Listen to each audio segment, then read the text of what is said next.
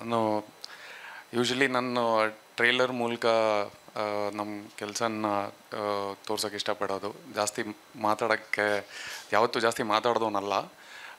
ನನ್ನ ನಂಬಿಕೆ ಅಂದರೆ ನಾನು ಫಸ್ಟ್ ಕತೆ ಮಾಡಬೇಕು ಅಂತ ಓಡಾಡಿದಾಗ ಗಾಂಧಿನಗರಲ್ಲಿ ತುಂಬ ಆಫೀಸ್ಗಳಿಗೆ ವಿಸಿಟ್ ಮಾಡಿ ಏನೋ ಪ್ರೊಡ್ಯೂಸ್ ಮಾಡ್ತೀರಾ ಅಂತ ತುಂಬ ಓಡಾಡಿದ್ದೆ ಗೋಧಿ ಬಣ್ಣಾಗೇನೆ. ಗೋಧಿ ಬಣ್ಣ ಆದಮೇಲೆ ನಾನು ರಕ್ಷಿತ್ ಎಲ್ಲ ಮಾತಾಡ್ಕೊತಾ ಇದ್ದಿದ್ದು ಈ ಥರ ಕತೆಗಳಿಗೆ ಯಾಕೆ ಇಷ್ಟು ಒದ್ದಾಡಬೇಕು, ಕತೆ ಮಾಡೋದಕ್ಕೆ, ಪ್ರೊಡ್ಯೂಸ್ ಮಾಡೋದಕ್ಕೆ, ಒಳ್ಳೆ ಸಿನಿಮಾ ಮಾಡೋಕ್ಕೆ ಹೊರಟಿದ್ವಿ, ಯಾಕೆ ಇಷ್ಟು ಕಷ್ಟ ಇರಬೇಕು ಅಂತ ನಾವು ಮಾತಾಡ್ಕೊತಾ ಇದ್ವಿ. ಆ್ಯಂಡ್ ಅವನು ಹೇಳ್ತಾ ಇದ್ದಿದ್ದು ನಾನು ಚೆನ್ನಾಗಿ ನನ್ನ ಒಂದು ಪೊಸಿಷನಿಗೆ ಬಂದರೆ ಒಳ್ಳೆ ಕತೆಗಳಿಗೆ ನಾನು ಇನ್ವೆಸ್ಟ್ ಮಾಡ್ತೀನಿ, ನಾನು ಪ್ರೊಡ್ಯೂಸರ್ ಆಗ್ತೀನಿ ಅಂತ. ನಾನು ರಕ್ಷಿತ್ ಮಾತಾಡ್ಕೊಂಡಿದ್ದು ಬೇಸಿಕ್ಲಿ ಅದೇ. ಆ್ಯಂಡ್ ಇವತ್ತು ಮಾಡ್ತಾ ಇರೋದು ಅವತ್ತು ನಾವಿಬ್ಬರು ಏನು ಮಾತಾಡ್ಕೊಂಡಿದ್ವೋ, ಒಳ್ಳೆ ಕತೆಗಳಿಗೆ ನಾವು ಇಷ್ಟಪಡೋಂಥದ್ದು as writers, as film makers, ನಾವು ಎಕ್ಸೈಟ್ ಆಗೋಂಥ ಫಿಲಮ್ಗಳಿಗೆ ನಾವು ಯಾಕೆ ಅದನ್ನು ಯಾಕೆ ಜೀವಕ್ಕೆ ಯಾಕೆ ತರಬಾರ್ದು ಅನ್ನೋದು ಒಂದು ಪರ್ಸ್ಪೆಕ್ಟಿವಿಂದ ಪ್ರೊಡಕ್ಷನ್ ಹೌಸ್ ಶುರು ಮಾಡಿದ್ದು. ಆ್ಯಂಡ್ ನಂಗೆ ಭಾಳ ಹೆಮ್ಮಿದೆ ದಟ್ ಜನಾರ್ದನ್ ಮೊದಲನೇ ಸಿನಿಮಾನ ಡಿರೆಕ್ಷನ್ ಮಾಡ್ತಾರೆ. ಜನಾರ್ದನ್ ಅಂದರೆ ಸಿಕ್ಕಾಪಟ್ಟೆ ಗೌರವ ಇದೆ. ತುಂಬ ಅದ್ಭುತವಾದ ಟೆಕ್ನಿಷಿಯನು, ತುಂಬ ಒಳ್ಳೆ ಫಿಲ್ಮ್ ಮೇಕರು.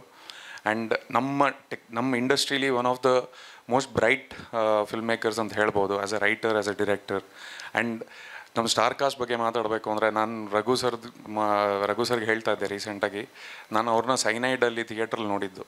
ಅವ್ರ ಪರ್ಫಾರ್ಮೆನ್ಸ್ ನನಗೆ ಇವತ್ತೂ ಅವರು ಆ ಒಂದು ಸಿಕ್ಕಾಕೊಂಡಿದ್ದು ಎಕ್ಸ್ಪೀರಿಯನ್ಸ್ನ ಎಷ್ಟು ಅದ್ಭುತವಾಗಿ ನಟನೆ ಮಾಡಿದರು ಅಂದರೆ, ನಾವು ತುಂಬ ಸತಿ ಏನು ಮಾಡ್ತೀವಿ ಅಂದರೆ ತಪ್ಪಂತಲ್ಲ, ಸಿನಿಮಾ ನಾಯಕ ತುಂಬ ಅಟೆನ್ಷನ್ ಕೊಡ್ತೀವಿ, ಪೋಸ್ಟರ್ ಮೇಲೆ ಮುಖ ಯಾರು ಇರ್ತಾರೆ ಅಂತ.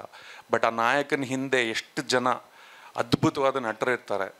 ಆ ನಾಯಕಂಗೆ ಒಂದು ಸೀನಲ್ಲಿ ಫೀಡ್ ಆಫ್ ಮಾಡೋದಕ್ಕೆ ಇಂಥ ಅದ್ಭುತವಾದ ನಟರುಗಳು ಇದ್ದಾಗೇ ಒಂದು ನಾಯಕ ಹುಟ್ಟಕ್ಕೆ ಸಾಧ್ಯ. ಅದು ಎಷ್ಟು ಸಿನಿಮಾಗಳಲ್ಲಿ ರಘು ಸರ್ ಮಾಡಿದ್ದಾರೆ ಅಂದರೆ, ಆ್ಯಂಡ್ ನನಗೆ ಅಂಥ ಒಂದು ಅದ್ಭುತ ಆ್ಯಕ್ಟರು ನಾವು ಸೆಲೆಬ್ರೇಟ್ ಮಾಡಬೇಕು ಅಂಥವ್ರು ಈ ಸಿನಿಮಾಲಿ ಮಾಡ್ತಾ ಇರೋದು ನನಗೆ ಭಾಳ ಹೆಮ್ಮೆ ವಿಷಯ. ಆ್ಯಂಡ್ ರಘು ಸರ್ ಒಬ್ಬರೇ ಅಲ್ಲ, ರವಿಶಂಕರ್ ಸರ್ ಆಗಲಿ, ಪಾವನ ಅವರಾಗಲಿ, ಸಿದ್ದು ಮೂಲಿಮನಿ ಆಗಲಿ, ಶರತ್ ಸರ್ ಆಗಲಿ, ಎಲ್ಲ ಅದ್ಭುತವಾದ ಸ್ಟಾರ್ ಕಾಸ್ಟ್ ಕೆಲಸ ಮಾಡಿದ್ದಾರೆ. ಆ್ಯಂಡ್ ಫಿಲಮ್ ನೋಡಿದ್ದೀನಿ, ನನಗೆ ಭಾಳ ಹೆಮ್ಮೆ ಇದೆ. ಒಳ್ಳೆ ಕಂಟೆಂಟು, ಒಳ್ಳೆ ಸಿನಿಮಾ ಮಾಡಿದ್ದೀವಿ ಅನ್ನೋದು ನನ್ನ ನಂಬಿಕೆ. ಇನ್ನು ಜನರನ್ನ ನಂಬಿ ಈ ಥರ ಸಿನಿಮಾ ಮಾಡಿರೋದು. ಐ ಹೋಪ್ಫುಲಿ ಅದನ್ನು ಥಿಯೇಟ್ರಿಗೆ ಬಂದು ಅದನ್ನು ಸಪೋರ್ಟ್ ಮಾಡಿ ಎನ್ಕರೇಜ್ ಮಾಡ್ತಾರೆ ಅಂತ ನನ್ನ ಹೋಪ್ ಅಷ್ಟೇ. Thank you. No ma'am, it was not difficult. Releasing a film at the right time is very important. That is a producer's prerogative. ನಾನೇನು ಥ್ಯಾಂಕ್ ಮಾಡೋಕ್ಕೆ ಇಷ್ಟಪಡ್ತೀನಿ ಅಂದರೆ, ನನ್ನ ಕೋ ಪಾರ್ಟ್ನರ್ ಪ್ರಚುರ ಆಗಿರಲಿ, ಜಯಲಕ್ಷ್ಮಿ ಅವರಾಗಲಿ, ಜನ ಪಿಕ್ಚರ್ಸ್ ಆಗಲಿ, ನಾನು ಅವ್ರ ಜೊತೆ ಇದ್ರ ಬಗ್ಗೆ ಮಾತಾಡಿದಾಗ, ನಾವು ಸಿನಿಮಾ ಶುರು ಮಾಡಿದ್ದು 2 ವರ್ಷ ಆದರೂ ನಾವು ಏನಕ್ಕೆ ಬರಲಿಲ್ಲ ಅಂದರೆ, ಎನ್ವೈರ್ಮೆಂಟ್ ಸರಿ ಇರಲಿಲ್ಲ. ರಿಲೀಸ್ ಮಾಡೋದಕ್ಕೆ, ವ್ಯಾಪಾರಕ್ಕೆ, ಯಾವುದಕ್ಕೂ ಒಂದು ಎನ್ವೈರ್ಮೆಂಟ್ ಅಂತ ಇರಲಿಲ್ಲ. ಸ್ವಲ್ಪ ಡಿಸ್ಟೆಬಿಲೈಸ್ಡ್ ಆಗಿತ್ತು because of OTT platforms. Post Covid corrections ನಡೀತಾ ಇತ್ತು ಮಾರ್ಕೆಟಲ್ಲಿ. ಸೊ ಸಿನಿಮಾನ ಅಷ್ಟು ಜನ ಅವ್ರದ್ದು ಬೆಸ್ಟ್ ಎಫರ್ಟ್ಸ್ ಹಾಕಿ ಒಂದು ಸಿನಿಮಾ ಮಾಡಿದ್ದಾರೆ ಅಂದರೆ, ನನ್ನ ಜವಾಬ್ದಾರಿ ಅದನ್ನು ಜನಕ್ಕೆ ತಲುಪ್ಸೋಕ್ಕೆ, ಅದು ಕರೆಕ್ಟಾಗಿ ತಲುಪಿಸೋದು ನನ್ನ ಜವಾಬ್ದಾರಿ. ಅದಕ್ಕೇನು ಬೇಕು, ತಡ ಆದರೂ ಪರವಾಗಿಲ್ಲ, ಫಿನಾನ್ಷಿಯಲ್ ಪೇನ್ ನಂದು. That is a burden for me and my partners. ನಮಗೆ ಕ್ಲಾರಿಟಿ ಇತ್ತು, ನಾವು ಇಷ್ಟು ಶ್ರಮಪಟ್ಟು ಒಂದು ಒಳ್ಳೆ ಸಿನಿಮಾ ಮಾಡ್ತಾಯಿದ್ದೀವಿ ಅಂದರೆ ಅದನ್ನು ಕರೆಕ್ಟ್ ರೀತಿಯಲ್ಲಿ ಜನಕ್ಕೆ ತಲುಪಿಸ್ಬೇಕು ಅನ್ನೋದು, ಆ ಉದ್ದೇಶದಿಂದ ನಾವು ಈ ಟೈಮ್ಗೆ ರಿಲೀಸ್ ಮಾಡೋಕ್ಕೆ ಪ್ಲ್ಯಾನ್ ಮಾಡ್ತಾ ಇರೋದು.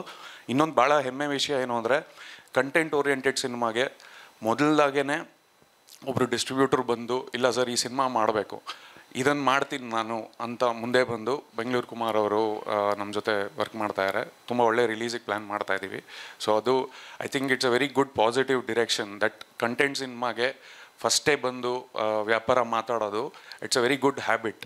ಅದು ಜಾಸ್ತಿ ಆದಷ್ಟು ಇಂಡಸ್ಟ್ರಿ ಹೆಲ್ತ್ ಇಂಪ್ರೂವ್ ಆಗುತ್ತೆ ಅಂತ ನನ್ನ ನಂಬಿಕೆ. ಆ್ಯಂಡ್ ವೆಯ್ಟ್ ಮಾಡಿರೋದು ನನಗೆ ಬಿಸ್ನೆಸ್ ಪರ್ಸ್ಪೆಕ್ಟಿವಲ್ಲಿ ಹೆಂಗೆ ವರ್ಕೌಟ್ ಆಗ್ತಾಯಿದೆ ಅನ್ನೋದು ನನಗೆ ಕಾಣಿಸ್ತಾ ಇದೆ. So it is worked out for me to time the release at this point of time. ಅಲ್ಲ, ವಾಸ್ತವ ಅದು ಮೇಡಮ್. ನಾನೊಬ್ಬ ರೈಟರು, ಜನನೂ ರೈಟರೇ. ನಾವು ವಾಸ್ತವದಲ್ಲಿ ಒಬ್ಬ ಕತೆಗಾರರಿಗೆ, ಒಬ್ಬ ಅದ್ಭುತ ನಟನಿಗೆ ನಾವೆಷ್ಟು ಬೆಲೆ ಕಟ್ತೀವಿ ಅನ್ನೋದು ಕಾಣಿಸುತ್ತೆ. ಯಾವ ಸಿನಿಮಾಗಳಲ್ಲಿ ಅಂದರೆ ರೈಟರ್ಸ್ಗೆ ಎಷ್ಟು ಸಂಭಾವನೆ ಸಿಗುತ್ತೆ, ಅವ್ರಿಗೆ ಎಷ್ಟು ಗೌರವ ಸಿಗುತ್ತೆ, ಪೋಸ್ಟಲ್ಲಿ ಅವ್ರ ಹೆಸರು ಇರುತ್ತಾ ಇಲ್ವಾ, ಇದೆಲ್ಲ ಡಿಟರ್ಮೈನ್ ಮಾಡುತ್ತೆ. ಕತೆಗೆ ಫೌಂಡೇಶನ್ ಕೊಡೋದು ಫೈನಲಿ ಒಬ್ಬ ರೈಟರು. ಸೊ ಒಂದು ರೈಟರ್ಗೆ ತುಂಬ ಇಂಪಾರ್ಟೆಂಟ್. ನಂಗೆ ಅದು ತುಂಬ ಹೆಮ್ಮೆ ವಿಷಯ ಅಂದರೆ ಈ ಕತೆ ಬೇರೆಯವ್ರು ಯಾರೋ ಬರೆದಿರೋದು, ಒಬ್ಬರು ರೈಟರ್ ಕತೆನ ನಾವು ತೊಗೊಂಡು ಅದರಿಂದ ಸ್ಕ್ರೀನ್ ಪ್ಲೇ ಮಾಡಿ ಸಿನಿಮಾ ಕಟ್ಟಿರೋದು. ಆ ಹ್ಯಾಬಿಟ್ಟು ಜಾಸ್ತಿ ಆದಷ್ಟು ಇವಾಗ ಮಲಯಾಳಂ ಸಿನಿಮಾಲಿ ಅದನ್ನು ತೋರಿಸಿದ್ದಾರೆ. ರೈಟರ್ಸು ಕತೆಗಳು ಬರೀತಾರೆ, ಡೈರೆಕ್ಟರ್ಸ್ ಹೋಗಿ ಅದನ್ನು ಮಾಡ್ತಾರೆ. ಡೈರೆಕ್ಟರ್ ಈಸ್ ಆಲ್ಸೋ ರೈಟಿಂಗ್, ಅಂದರೆ ಇವರು ಕತೆನ ತೊಗೊಂಡು ತುಂಬ ಬರೆದಿದ್ದಾರೆ ಅದ್ರ ಮೇಲೆ. ಸೊ ಅದು ಆ ಕಲ್ಚರ್ ತುಂಬ ಇಂಪಾರ್ಟೆಂಟು ಅನ್ನೋದು ನನ್ನ ಅಭಿಪ್ರಾಯ. ಅಲ್ಲ, general standing in the industry madam. ಪ್ರತಿಯೊಬ್ಬ ಅಂದರೆ ಸಿನಿಮಾ ಒಂದು ಮಾಡೋಕ್ಕೆ ಒಂದು ಊರು ಬೇಕು. ಒಬ್ರ ಕೈಲಿ ಮಾಡೋಕ್ಕೆ ಸಾಧ್ಯ ಇಲ್ಲ. ಒಬ್ಬರು ಹೀರೋ ಇದ್ದರೆ ಆಗಲ್ಲ, ಅಥವಾ ಒಬ್ಬರು ಆ್ಯಕ್ಟ್ರೆಸ್ ಇದ್ದರೆ ಆಗಲ್ಲ, ಒಬ್ಬರು ಡೈರೆಕ್ಟ್ ಇದ್ದರೆ ಮಾತ್ರ ಆಗಲ್ಲ. ಒಂದು ಇಡೀ ತಂಡ ಬೇಕು. ನನಗೆ ಆ ತಂಡನೇ ಆನೆ ಬಲ. ನಮ್ಮೆಲ್ಲರಿಗೂ ಆ ತಂಡನೇ ಆನೆ ಬಲ. ಸೊ ಅದು ಇಂಪಾರ್ಟೆಂಟು. ಅದ್ವೈತ್ ಅವ್ರ ಕೆಲಸ, ಚರಣ್ ಅವ್ರ ಕೆಲಸ, ಸೌಂಡ್ ಡಿಪಾರ್ಟ್ಮೆಂಟ್ ಅವ್ರ ಕೆಲಸ, ನಮ್ಮ ಎಡಿಟರ್ MC ಭರತ್ ಅವ್ರ ಕೆಲಸ, ಪ್ರತಿಯೊಬ್ಬರು ಸಿನಿಮಾ ಕಾಂಟ್ರಿಬ್ಯೂಟ್ ಮಾಡ್ತಾರೆ. ಅದರಿಂದ ಒಂದು ಅದ್ಭುತವಾದ ಸಿನಿಮಾ ಆಗೋಕ್ಕೆ ಸಾಧ್ಯ. ಅದೊಂದೇ ರೀತಿ. ಅದು ಬಿಟ್ಟು ಇನ್ಯಾವುದೂ ಬೇರೆ ರೀತಿ ಇಲ್ಲ.